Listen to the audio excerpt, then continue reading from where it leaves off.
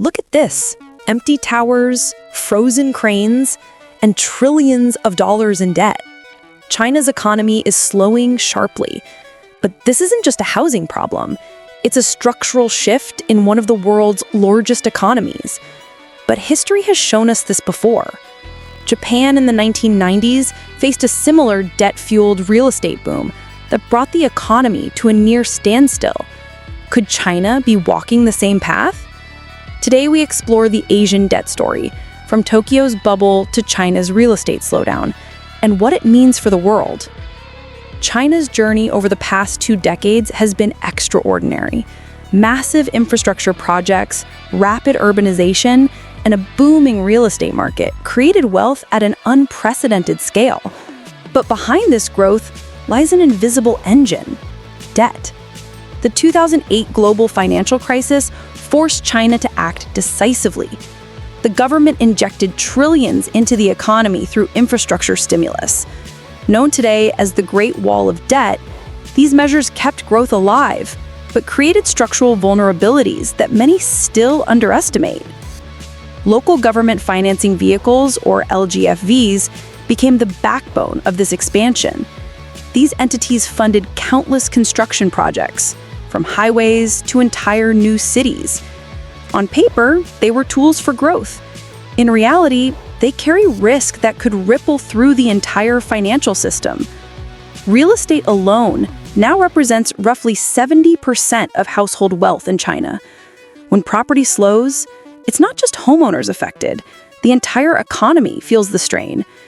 Comparing this to Japan in the 1990s, we see similarities: over-leveraged developers, speculative bubbles, and households heavily invested in real estate. In Japan, the late 1980s saw unprecedented credit expansion. Land and stocks skyrocketed as everyone assumed prices would never fall. When the bubble burst, the Nikkei plummeted, banks became zombie banks, and the economy stagnated for decades. Japan's lessons are both dramatic and instructive. Japan's slow response, zombie banks, and hesitant stimulus turned a short-term bubble into the lost decades. Acting decisively is key to preventing long-term stagnation. The end of the gold standard and easy debt fueled bubbles in both Japan and China. Debt to GDP ratios, asset bubbles, and demographic pressures create patterns we can compare. Outcomes are never predetermined. Risks exist, not certainties. Decades. Acting decisively is key to preventing long-term stagnation. The end of the gold standard and easy debt fueled bubbles in both Japan and China. Debt to GDP ratios, asset bubbles, and demographic pressures create patterns we can compare. Outcomes are never predetermined. Risks exist, not certainties. Unique challenges. The population is aging faster than expected, meaning fewer workers to drive growth and pay down debt. Unlike Japan, China's political system is centralized. This can enforce solutions, but can also obscure the true scale of financial risk. Slowdown is compounded by high leverage among developers. Companies like Evergrande have defaulted on massive obligations, creating uncertainty. Local governments are squeezed, and banks face hidden exposure. On paper, stimulus and interventions may stabilize the market, but underlying risk persists. Deeply integrated globally, any major slowdown has ripple effects on supply chains, commodities, and Asia-Pacific economies. Countries dependent on Chinese demand could face indirect shocks.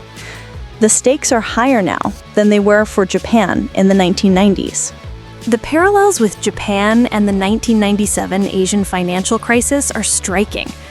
In 1997, over-leveraged financial institutions, speculative capital flows, and sudden currency adjustments created cascading crises across Asia.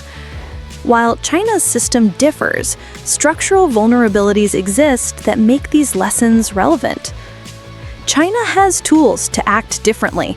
The centralized control over banks, local governments, and monetary policy allows the government to implement targeted interventions. But this same control can delay transparency, making hidden risks more dangerous if left unchecked. Demographics remain a looming concern. China is aging before it reaches full wealth maturity. Fewer young workers means slower economic growth, less consumption, and a tighter labor market, all factors that make debt repayment more difficult over time. China is deeply integrated into the global economy. A slowdown impacts supply chains, commodities, and Asia-Pacific economies. The risk isn't just domestic, it's global. China's political system allows decisive interventions, but the scale of debt and real estate exposure requires careful balancing. Missteps could trigger financial instability, while effective policies could stabilize growth and prevent spillovers. The real estate sector, banking system, and local government debt all intersect.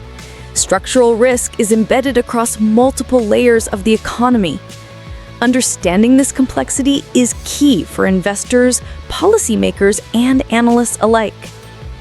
Comparing China's current situation to Japan's lost decade highlights both similarities and differences. Over-leveraging, asset bubbles, demographic shifts, and policy response timing. Lessons from history provide guidance but not certainty. China's population and labor trends, combined with real estate exposure and local government debt, create a unique risk profile. Unlike Japan, China has faster technological growth and a more globally integrated economy, which could both mitigate and amplify potential crises. Policy measures, stimulus programs, and debt restructuring attempts all interact with underlying vulnerabilities. Investors and businesses watch these moves closely, knowing the stakes are high. Structural financial risks don't disappear quickly. China's situation is a complex web of interconnected factors: real estate, corporate debt, local government liabilities, and household exposure. Finally, China faces two main paths: slow adjustment akin to Japan, or a proactive, managed approach that stabilizes debt and prevents systemic collapse. The choices today will shape the next decades for both China and the global economy. The history of debt, power, and financial cycles teaches a crucial lesson: money shapes power, and power shapes history. Understanding these forces is critical for anyone seeking to navigate the complex world of global finance. If you found this analysis useful, subscribe for more insights into the hidden forces of money, power, and history.